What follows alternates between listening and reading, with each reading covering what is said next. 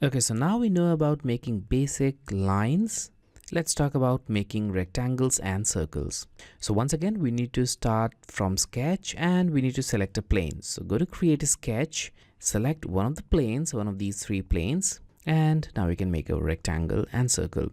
So I'll start with rectangle. Right now the rectangle tool is here for me on this is sketch panel, but if you don't have this tool, you can go to sketch and select rectangle and select from any of these three rectangle options.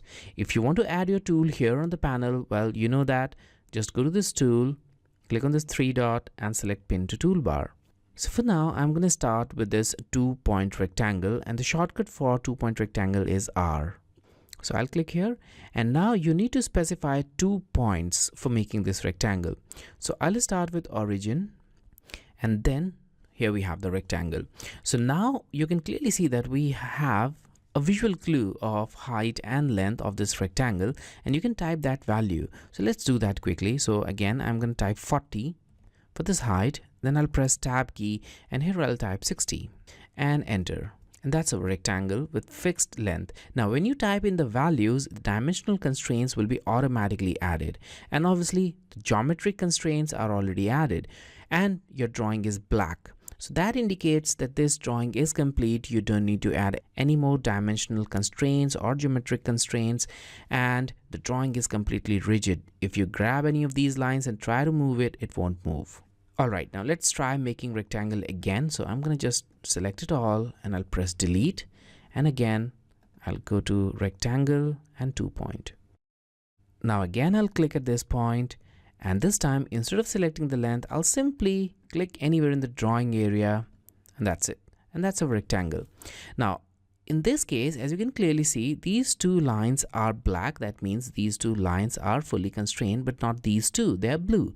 So that means its length can change, although the geometry won't change because we have all of these geometric constraints that will keep the geometry intact. So this line will remain vertical, this one will also remain vertical, and these two will always remain horizontal. If you grab any of these lines, you can just move it around in this space. You can also move it just because the dimensional constraints are missing. So let's add the dimensional constraints, and for that I'll type D and I'll click on this line, and now we have the dimensional constraint. Simply double click and type in the value. So I'll type 100 and enter. Now click here and type in the value. This is 50 and enter. Alright, so we have 100 and here we have 50, and also the color now changed to black, which means the drawing is now fully constrained and you don't need to add any other dimensional or geometric constraint to this drawing. That's a simple rectangle tool. Let's see what other rectangle tools we have. So I'll go to rectangle again, and then we have here 3-point rectangle. Now for the 3-point rectangle, obviously you need 3 different points. So I'm going to click on this as the first point, then this one as the second point, and now the third point will decide the height of this rectangle. So you can specify this point as well as the height, and you'll end up with this rectangle. So first point, second point, third point. I'll press escape, and now we have this blue line which indicates that your rectangle can move. Still it can move in this direction, so you need to first constrain that. So I'll press Ctrl Z, I'll go to dimension D, and I'll click on this line. I'll click here and I'll add a distance, maybe 40 unit. Alright, and look at this, now it's black. It's completely constrained. You can also leave the original value, and leaving original value will keep this line exactly on this vertex, and in that case also it will remain fully constrained. Now let's see what do we have next. So I'm gonna just select this line, then I'll press and hold my control key, and I'll select this line, and I'll delete them so that we have this rectangle and this diagonal line. So I'll go to sketch, rectangle, and now center rectangle, and in this case you can specify a center point for rectangle, and the rectangle will start accordingly, and then you can move it outwards from that center point and make the rectangle. So I'll click on this midpoint, the midpoint of this diagonal line, that will be the center of a rectangle, and look at this, now you'll have this rectangle which moves outwards from the center, and you can now click at a point to make this rectangle. So I'll click here. Just notice that when I move close to this point, Fusion will automatically add this perpendicular constraint. So if you want this constraint, you can keep it. Okay, you can track it along that line to keep that perpendicular constraint, but if you don't want that, just move it outwards a little so that the constraint is not visible, and then you can just click to make that rectangle. And here we have it. So that's center rectangle. Now in a similar way, you can make circles. So I'll select this rectangle by making a simple selection window, and I'll press delete key, and I'll also select this line, the diagonal line, and I'll delete it.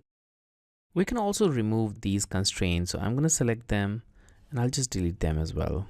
Now making circles is also pretty easy. You need to go to sketch, circle, select the first circle, and this one is center diameter circle. The shortcut for this circle is C. So I'm going to select this. Now click at the center point. This will be the center point for this case, and now specify the diameter. It's pretty easy. So simply type 40 or whatever value you want here, press enter, and you'll end up with a circle of diameter 40 unit, just like this. So I'll go to sketch, circle, and now instead of selecting the diameter, I'll just make a random circle. So I'll click here, I'll make the random circle, press escape, then type D, click on the circle, and then I'll add the constraint. So here it is. We can change its value by double clicking. So I'll change it to 30. All right, there we have it.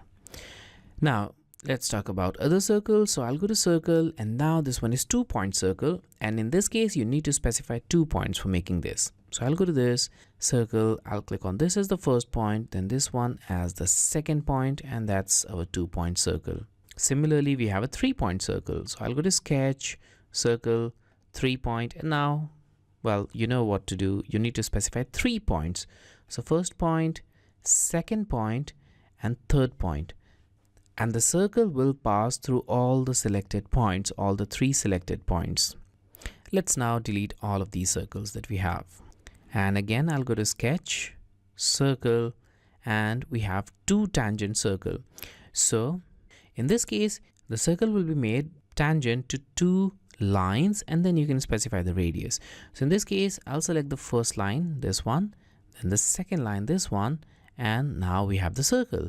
And you can specify the radius in a dynamic way just by clicking anywhere, or you can specify the radius value directly here. So let's type the radius value 10 and enter again to finish this, and here it is. Now I'll go to circle, and I'll make the last one 3 tangent circle, and in this case I'll select these 3 lines, and we'll end up with this circle, the circle which is tangent on all the 3 lines. So tangents are simply curves that touch at single points. So in this case, this line is touching the circle at exactly a single point here. This line is touching the circle at exactly a single point. This line is touching the circle at exactly a single point. And that's how you can make different kind of circles.